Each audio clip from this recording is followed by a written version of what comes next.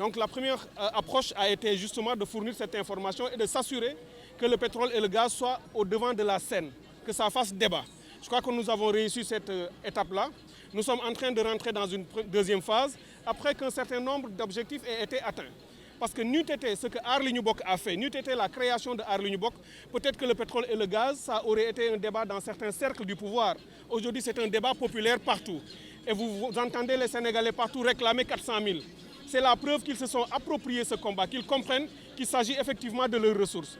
Maintenant, cette approche, cette phase que nous entamons à partir d'aujourd'hui, c'est de montrer au pouvoir, au gouvernement de Macky Sall et à tous ceux qui le soutiennent, qu'ils n'ont aucune autre alternative que d'aller jusqu'au bout dans la transparence. Le dossier a été transmis à la justice, mais la justice fait du dilatoire. Sur des dossiers infiniment moins importants, ils ont été beaucoup plus rapides, beaucoup plus diligents. Sur ce dossier-ci, ils traînent les pieds et ils ont fait l'option, le choix de choisir une procédure judiciaire qui ne mène nulle part. Et nous le savons. Et c'est la raison pour laquelle nous avons encore mobilisé les Sénégalais pour leur dire que la voie que vous avez suivie est une voie de garage. Ça va à l'impasse au plan judiciaire. Alors, vous voyez que, vous savez, l'objectif, comme je l'ai dit, c'était d'avoir du monde avec nous, d'en parler, mais de pouvoir utiliser aussi les relais que vous êtes des médias pour pouvoir toucher d'autres.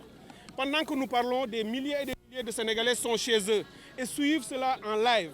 L'information qu'ils reçoivent chez eux, c'est aussi un objectif que nous avons poursuivi et on ne peut le faire qu'à travers ces manifestations. Peu importe le nombre de Sénégalais qui sortira, on continuera à marcher, on continuera à parler, on continuera à dénoncer et à appeler le gouvernement à la raison jusqu'à ce qu'ils comprennent que la question du pétrole et du gaz, depuis la Constitution de 2016, qui dit que les ressources naturelles appartiennent au peuple sénégalais et que ces ressources doivent être gérées dans la transparence pour la satisfaction des besoins de ce peuple sénégalais. Depuis ce moment-là, le gouvernement ne peut plus et ne doit plus gérer ces ressources dans la nébuleuse, gérer ces ressources de manière non transparente, et c'est cela qu'ils doivent simplement comprendre. Et aujourd'hui, nous sommes là, nous ferons cette marche, quel que soit le nombre de citoyens qui arrivera, on la fera quand même et nous continuerons, parce que ce qui se fait aujourd'hui ici à Dakar se fait aussi à Thiès, ça se fait sous d'autres formes dans les différentes autres régions, mais ça se fait également dans la diaspora, et nous voulons simplement qu'ils comprennent qu'il y a une nouvelle citoyenneté, que le gouvernement ne peut pas croire ou continuer à penser qu'ils peuvent seuls décider de s'enfermer dans des bureaux avec quelques politiciens qui sont de leur bord et prendre des décisions sur des sujets, sur des domaines qui impliquent le présent et l'avenir du peuple sénégalais. Le pétrole et le gaz constituent des ressources stratégiques importantes. Ceci peut nous tirer de la pauvreté. Ça peut régler les problèmes d'aujourd'hui et de demain.